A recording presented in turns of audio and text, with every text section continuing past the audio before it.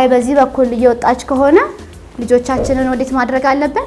ፀሐይ ወደ ወጣችበት የምትወጣበትን ወደዚህ እናደርጋለን ማለት ነው። 5 ልጆች አሉኝ። 12 የልጅ ልጅ አይቻለሁ። አሁን ዘመናዊ ሞግዚትነትን ለማሰልጠን መጥቼ ሰልጥኜ ጨርሻለሁ። በውጭም ሲሄድ አይቻለሁኝ። እንደገና እዚህ አገራችን እንደዚህ ካለ ለምን እንደዚህ ራሴ ሰርቼ ራሴ ደግሞ ዴኬር ለምን አልከፍትም ብዬ ዴኬር ለመክፋት ነው ዋናው አነሳሴ። እኔ አረብ ሀገር 6 ዓመት ሰርቻለሁ። እንደመጣውም ይሄንን ትምህርት ቤትን አላቆም ነበር። ስለዚህ በኢንተርኔት አየሁት። ቆይ ልመዝገብ ብዬ ተመዘገብኩ። መጣው እዛ አረብ ሀገር በጮህት ነው የሚያምኑት። ልጆቼን የሚያሳደኩት እኔ በመጮህ ነው። በነገርሽም እጮሃለሁ። ታው እዚህም ጨርሼ እንደውም የእህቶቼ ልጆች ላይ እጮሃለሁ። ለምን ከዛ ይዤ የመጣሁት ነው። አሁን እዚህ መጥቼ ፎይ ተማርኩኝ፣ ሲወሲ ወሰርኩኝ፣ እንትን አልኩኝ። በጣም ተቀይሬያለሁ። ልጆቼንም አሁን ምንድነው የማደርገው? ልጄን ተው እንደዚህ ቢሆን እንደዚህ ነው፣ እንደዚህ ቢሆን በማስረዳት በቃ እንደዛ ስለማድረግ በጣም ተቀይሬያለሁ። የምሰራው ሞግዚት ነው፣ ግን በትምህርት የታገስ እንዲሆንልኝ ነው እዚህ ትምህርት ቤት ገብቼ ለመሰልጠን የቻልኩት። በስልጠናው በትምህርቴ ብዙ ነገር አውቄበታለሁ።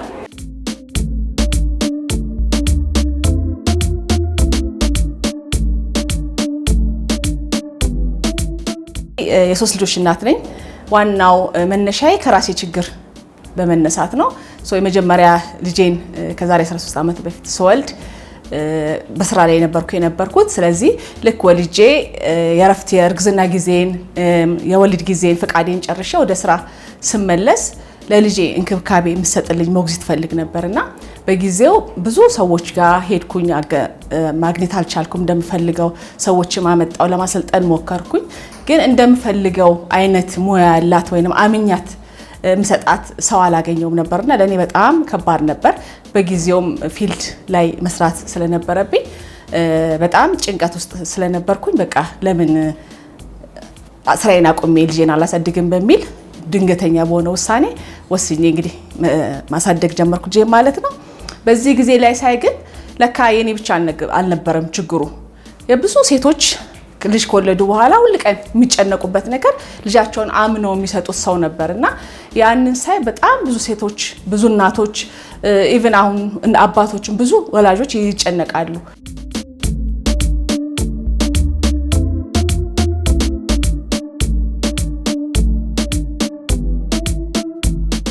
እኔ የነበረኝ አዌርነስ እና በእናትነት ያሳለፍኩት ፈጽሞ የተለየ ነው። ኢቭን እናት ልጅን የምናስቀምጥ የነበረው ትንሽ ልጅን የምትጠብቅልን ልጅ ብቻ የምትይዝ ህፃን ልጅ ነው ተብሎ ነው የሚታሰበው። ግን እንደዛ አይደለም። በጣም ብዙ ነገር አለ ማናቃቸው ማለት ነው። ኢቭን መቼ መታጠብ አለባቸው፣ እንዴት ነው ጥጦ የሚዘጋጀው፣ እንዴት ነው ምግብ መጀመር ያለባቸው፣ ፈጽሞ የተለያየ ነው። ስለዚህ አንድ እናት ለስራም ብቻ ሳይሆን እንደ እናት ለመውለድ ስታስብ ይሄን ክላስ መውሰድ አለባት ብዬ ነው የማስበው። ብዙ ሴቶች ደግሞ ስራ ፈላጊ ሴቶች አሉ። ከአረብ ሀገር ተመላሽ የሆኑ ሴቶች በተለያየ ስራ ላይ አቆመው ወይንም ትምህርት ተምረው ስራ በሌላ ጉዳይ ለመስራት ያልቻሉ ብዙ ሴቶች አሉና እንዴ ሁሉ ሰው እያለ ሰው ኃይል እያለ በዚህ በኩል ደግሞ ይሄ ሁሉ ፈላጊ እያለ ለምንድን ነው አንድ ሰው የሚያጣው? ስለዚህ የሆነ ጋፕ አለ ማለት ነው ብዬ አሰብኩና ራሴም አጠናሁን። ስለዚህ ይሄንን እንትን ለመፍታት ችግር ለመፍታት እንደኔ ያለውን ነገር የተቸገሩ ሴቶችን ወይንም ወላጆች ላይ ያለውን ሴቶች ላይ ያለውን ስራ ለመፍታት ብዬ ማሰልጠኛ ማዕከል ለምን ድልድይ ሆኜ ያልሰራም በሚል እሱን እንግዲህ የዛሬ አሁን መያዝያ ላይ 4 ዓመታችን ይሆናል ማለት ነው።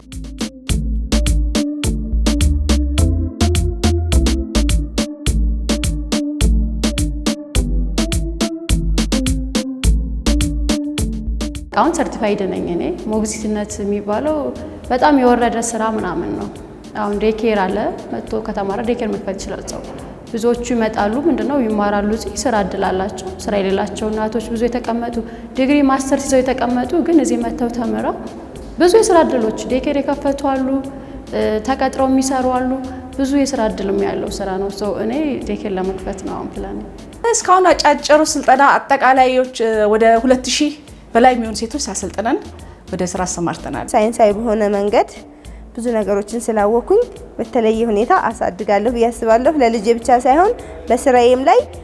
ብዙ ነገሮች ቢያጋጥሙኝ በተማርኩት መሰረት አልፈዋለሁ ብዬ አስባለሁ። ምክንያቱም ሞግዚት ስለሆንኩኝ ብዙ ህጻናቶች አሉ፣ ልዩ ፍላጎት ያላቸው ልጆች አሉ። እሱን ሁሉ ያካተተ ነው ትምህርታችን።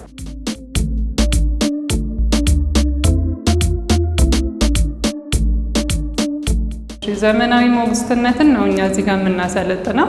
ነገር ግን ከባህላዊው ሙሉ በሙሉ ተቃራኒ ነው ወይም የምንወስደው ነገር የለም ማለት አይደለም። ብዙ ነገሮች አሉ፣ ገንቢ ባህሎች አሉ።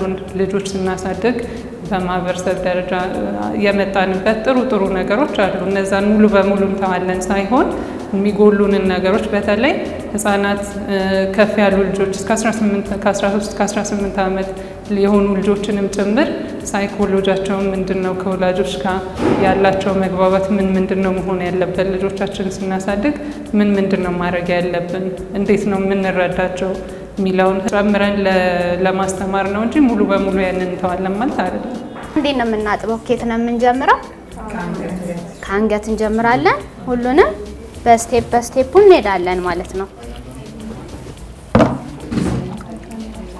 በሳሙና አንገት፣ ደረት፣ እጅ፣ ብብት፣ ሆድ እያለን በደንብ እናጥባቸዋለን ማለት ነው። የመጀመሪያው ጥያቄያችን ፍቅሩ አለሽ ወይ ልቡ አለሽ ወይ ለልጆች ጋር መዋል ነው የምንለው። ልቡ ያስፈልጋል። እንደ ልጅ መሆን ይፈልጋል። መቦረቅ፣ ሲሮጡ መሮጥ፣ ሲጫወቱ አብሮ መጫወት፣ ሲሞክሩ መፍቀድ፣ ልጆች መሞከር ይፈልጋሉ እና ያንን አንደርስታንድ ያደረገች የገባት ሴት ጥሩ ሆና ከልጆች ጋር የመዋል ችሎታ አላት ማለት ነው። ስለዚህ 4 የወለደች ሴት ስለ ልጅ ቁጭ ብለሽ ተማሪ ማለት ትንሽ ሊከብድ ይችላል። ሀ ብለን ስናስተምር ልቡ ክፍት መሆን አለበት ለመማር። እዚህ የማያውቁትን ነገር በጣም አዲስ ነገርም ሳይሆን ግን ከነ ምክንያቱ ነው የምናደርገው።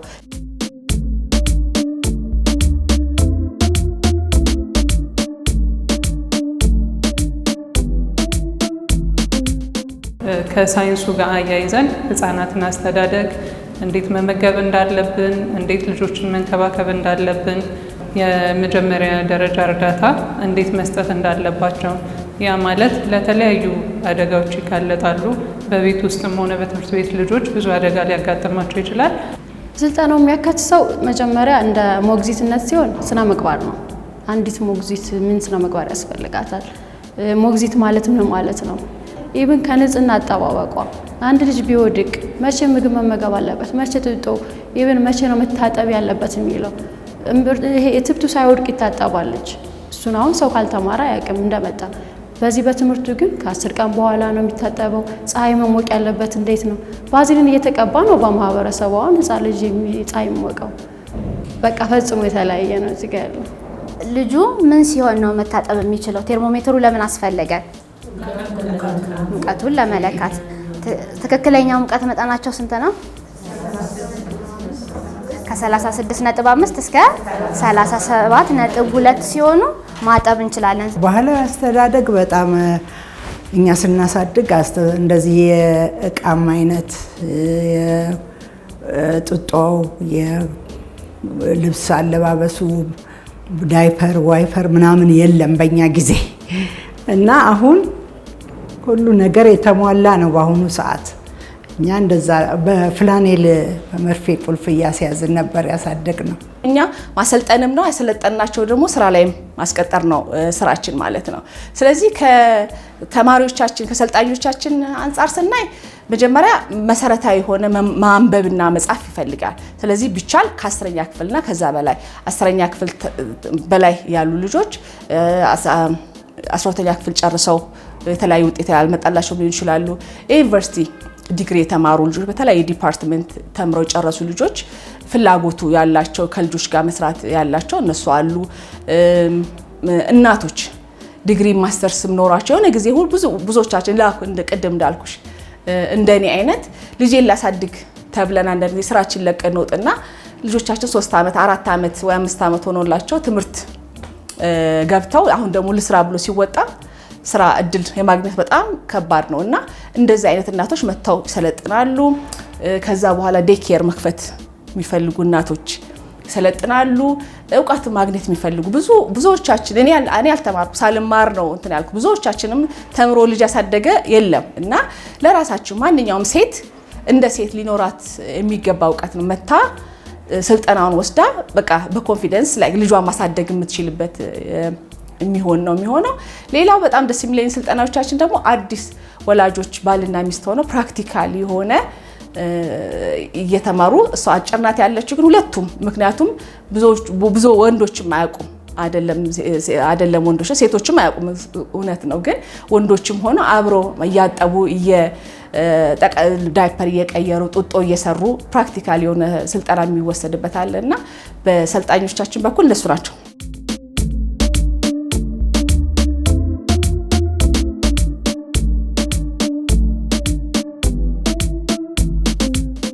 ከስደት መልስ ወደዚህ መጥተው እፎይም እንዴት እንደሆነ ተምረው ሰልጥነው እንደኔ ግንዛቤ አግኝተው ቢሄዱ በጣም ደስ ይለኛል። ለሞግዚትነትም ብቻ ሳይሆንም ለእናትነትም በጣም አስፈላጊ ነው። ሌላው ደግሞ ስራ አጥተው የተቀመጡ እናቶች ወይም ደግሞ ሞግዚት ሆነው እየሰሩ ካሉ መጥተው ትምህርቱን ተምረው እውቀቱ ኖሯቸው ሰርቲፋይድ ሆነው የትኛውን ቦታ ላይ ተቀጥረው መስራት ይችላሉ፣ የራሳቸውን ስራ መጀመር ይችላሉ። ስለዚህ ዘመናዊ ሞግዚትነት በጣም ቆንጆ ነው።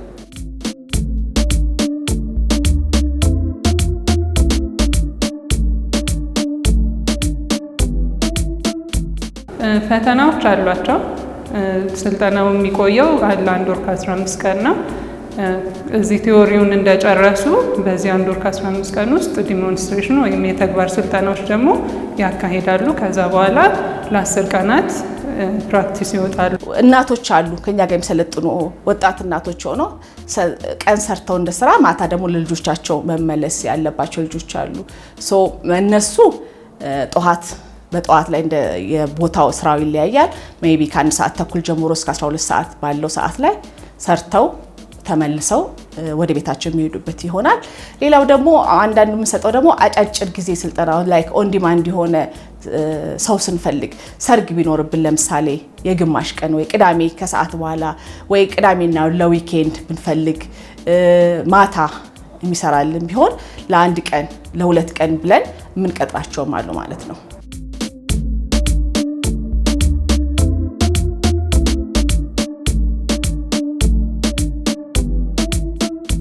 ብዙ ኃላፊነት ይኖርባታል ስራዋ ላይ አንድ ምሰራ እናት ብንወስድ ማለት ነው። እሷ ልጇን የሰጠቻት ሴት ልቧን ርፍ የምታደርግላት ከሆነ ርፍ ብላ ቢሮዋ ውስጥ ፕሮዳክቲቭ ሆነ ምርታማ የሆነ ስራዎችን ትሰራለች። ሰላም የሆነ የስራ ባልደረባ ናት። አለቃም ከሆነች ሰላም የሆናት የተረጋጋ አለቃ ናት ማለት ነው። እሷ ስትሆን ደግሞ ሰላም የሆነች ደግሞ እናት ናት ማለት ነው። ሰላም የሆነች ሚስት ናት ማለት ነው። ይሄ እንደገና ስትገለብጪውም እንደዚሁ ከአባት ጋር ብታያርግ ሰላም የሆነ አባት፣ ሰላም የሆነ አለቃ፣ ሰላም የሆነ የስራ ባልደረባ እነሱ ሰላም ሲሆኑ ሌሎቹ የሚሰሩበትም ቦታ ላይ ጥሩ የሆነ አገልግሎት ማግኘት ይችላል። ስለዚህ በአንድ ጥሩ የሆነች ሞግዚት ቤት ውስጥ ያለ ሰው ጥሩ የሆነ አካባቢው ላይ ራሱ ጥሩ የሆነ ሰላም መስጠት ይችላል። ጥሩ የሆነ ስራ መስራት ይችላል። ፕሮዳክቲቭ የሆነ ነገሮች ማምረት ይችላል እና አጠቃላይ እኛ የምንሰራ ስራ እንደ አገር ኢምፓክት ያለው እንደ አገር አስተዋጽኦ የምናየው ያለ ነው። ወላጆች ላይ ቀጥታ ይታያል። ልጆች ላይ አሁን ገና የምንሰራው ስራ እንደ ዘርናት አሁን የዘራናትና እየዘራን ያለ ነው። ምክንያቱም ከ10 ከ20 ዓመት በኋላ እንደዚህ በፍቅር በእውቀት ያደጉ ልጆች ጥሩ የሆኑ ዜጎች፣ ንቁ፣ ብቁ፣ ጤነኛ የሆኑ ዜጎች የምናይበት ነው እና ይህ አሁን የምንሰራው ነገር እውነትም ልክ እንደ ስማችን እንግዲህ አገርን ብዙ ሰዎችን እፎይ የሚያስብለው ማለት ነው።